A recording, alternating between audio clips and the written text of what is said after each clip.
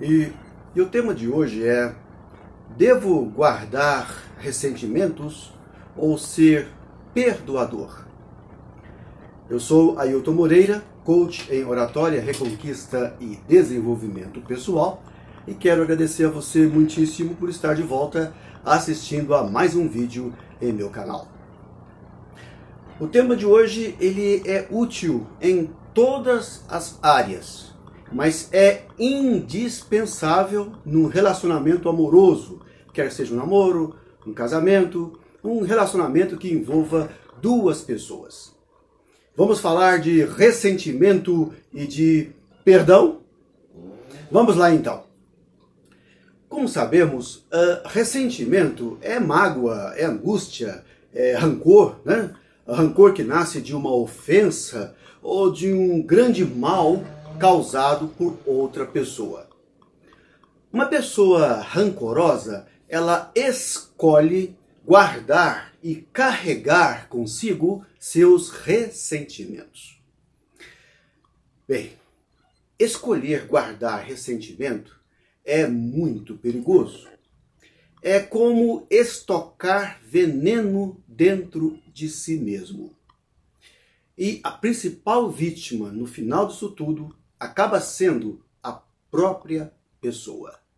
Disse um especialista da área, disse o seguinte: guardar ressentimento é como machucar a si mesmo e esperar que a outra pessoa sinta a dor.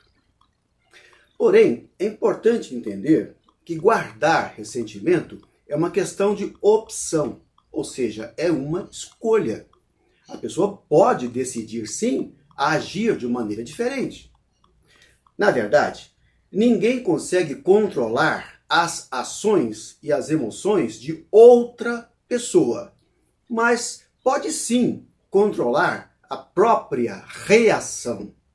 E pode sim entender melhor uma situação e avaliar como reagir de maneira inteligente. Porém, estocar veneno ou ressentimentos nunca, jamais é uma boa opção. E nós vamos ver isso ao longo deste vídeo. Resumindo essa breve introdução, guardar ressentimento é uma escolha infeliz, negativa e tóxica, portanto. Estocar essas emoções negativas vai tirar espaço para armazenar muitas outras emoções nobres e sentimentos positivos. Então, já que guardar ressentimento não é uma boa opção, qual é a melhor opção? Muito bem. Diante de um problema grave, então, ou de uma crise que envolva o casal, a melhor opção é perdoar. Sim, o bom e velho perdão.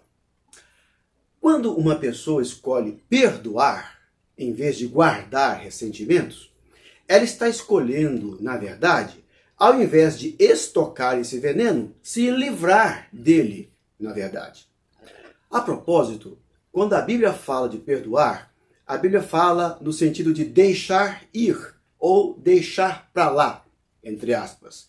Exatamente esse é o sentido de perdão que a Bíblia dá, e é um sentido bastante interessante. Aquele sentido em que a pessoa escolhe deixar para lá e seguir em frente com a sua paz e talvez até em paz com a outra pessoa ou até de volta a um relacionamento saudável, caso ele tenha sido perdido.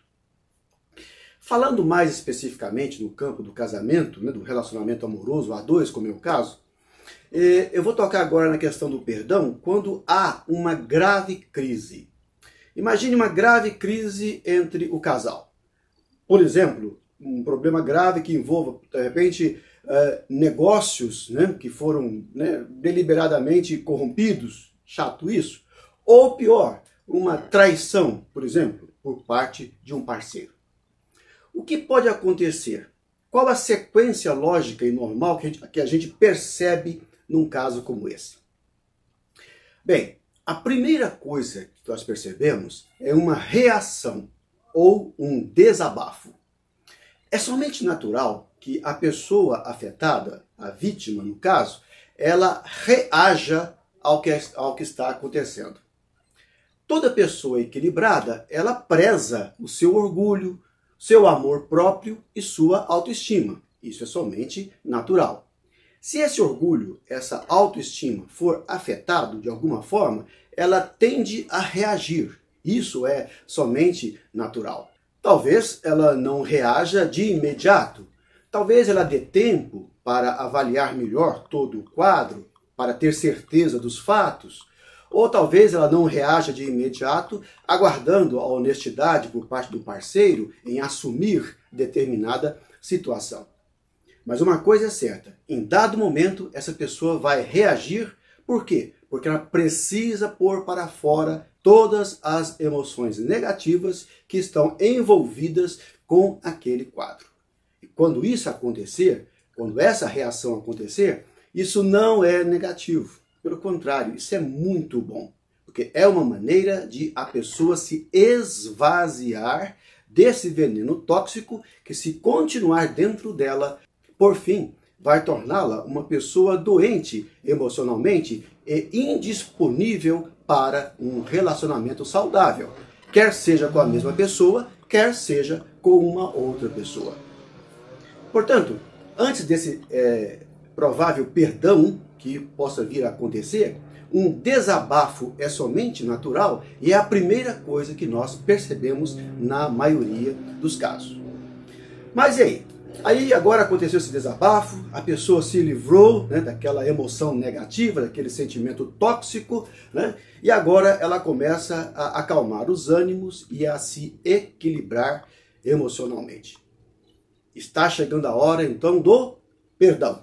Sim, agora a pessoa equilibrada e calma, ela começa a pensar em como corrigir a situação, ou pelo menos perdoar o que aconteceu, para que possa seguir em frente em paz. Neste momento, existem duas formas de perdoar que muita gente não leva em consideração. E eu vou tocar nisso agora. Uma forma de perdoar é o perdão do juiz. E a outra forma é o perdão do parceiro. Do juiz e do parceiro. Vamos avaliar cada uma dessas formas? Bem, o que eu chamei aqui de o perdão do juiz é mais ou menos assim. Você errou, eu julgo que você não está à altura dos meus padrões, mas eu vou te perdoar. É mais ou menos assim que a coisa acontece. Ou seja, a pessoa se coloca numa posição superior, julga toda a situação, e então determina que resolveu perdoar. Bem, esse tipo de perdão, ele é claro, ele é muito negativo. Evidentemente porque a primeira pessoa está assumindo uma posição de superioridade, de juiz ou de juíza, e a outra terá que ser, evidentemente, terá que se humilhar, terá que se rebaixar para merecer esse perdão. Claro que é uma forma doentia e negativa de encarar o perdão. E na realidade, quando isso acontece, isso acaba levando a relacionamentos autoritários, abusivos, por pessoas manipuladoras ou manipuladores. Portanto, não é nada saudável para um relacionamento de casal promissor. Mas, agora, eu quero tocar em um outro tipo de perdão. E esse tipo de perdão me dá muito prazer em falar dele. Vamos tocar nele agora? Eu quero falar do perdão compassivo, ou seja, perdoar com compaixão. Esse é totalmente diferente. Esse é o perdão que nivela o casal. Nesse tipo de perdão não existe juiz e nem réu. São duas pessoas conscientes de suas qualidades, de seus defeitos e de suas limitações. Salomão, em Eclesiastes capítulo 7, versículo 22, num texto moderno e parafraseado, disse o seguinte. Ele disse: você sabe, sim, você, que muitas vezes já pisou na bola também. Evidentemente eu estou parafraseando o texto. Esta ideia de Salomão é a ideia correta e inteligente para o perdão, um perdão verdadeiro. Esse ato de perdoar, baseado nessa premissa, ele é muito mais inteligente. Por quê? Porque admitir que já cometeu os mesmos erros ou erros bem semelhantes ao da outra pessoa, leva a pessoa que precisa perdoar a ser equilibrada, não se colocar como juiz, não tentar julgar a situação, mas simplesmente entender o que aconteceu. É muito mais equilibrado, portanto. Um amigo meu, que é budista, ele me falou da visão budista sobre o tema perdão. E eu vou compartilhar com vocês. Olha o que foi que ele disse. Ele disse assim: perdão, segundo o budismo, é compaixão. É como dizer: eu compreendo você, eu aceito as suas limitações e me identifico com a sua dor. Eu compreendo os motivos que te levaram a agir daquela maneira inadequada e até posso ter contribuído de alguma forma para aquele resultado. Porém, eu escolho ficar do seu lado, não como um juiz, mas como um parceiro de luz.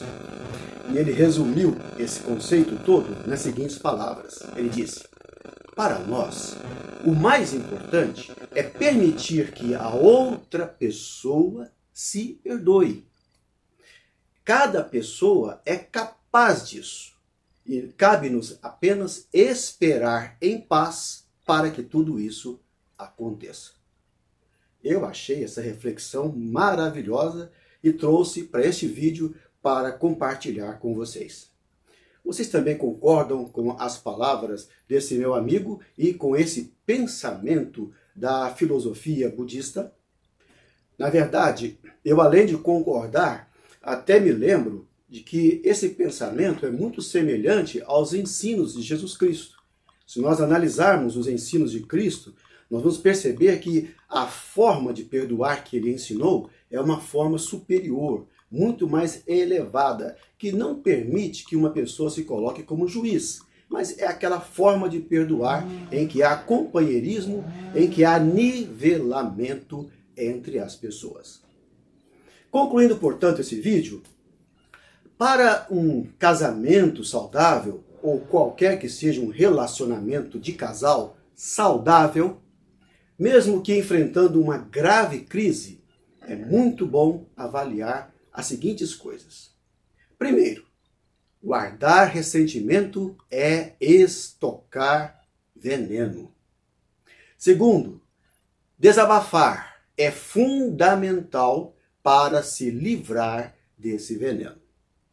Terceiro ponto, casamento saudável é a união de dois bons perdoadores. É importante lembrar disso sempre. Quarto ponto, jamais se deve perdoar como juiz ou como um superior.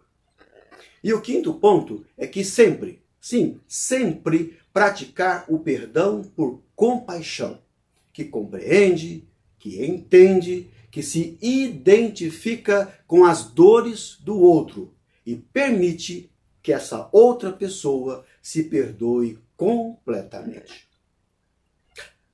Muito obrigado por assistir ao vídeo até aqui. Um beijo em seu coração e até o próximo vídeo.